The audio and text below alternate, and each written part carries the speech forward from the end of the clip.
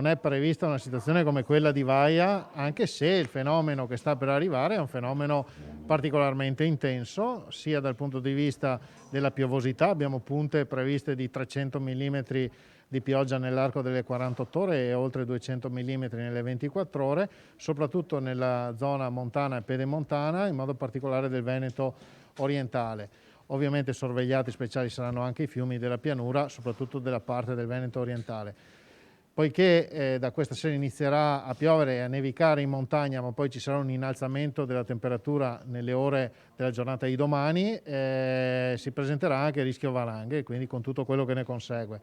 Ieri ci siamo attrezzati, siamo sul pezzo, la sala operativa è pronta. Anche oggi i volontari della Protezione Civile stanno trasportando gruppi elettrogeni nelle località montane in vista appunto dei fenomeni meteo rilevanti, quindi con la possibilità di blackout.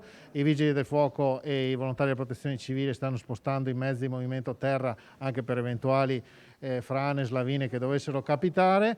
Ovviamente siamo in contatto con tutte le strutture, Veneto Strade, ANAS, Terna.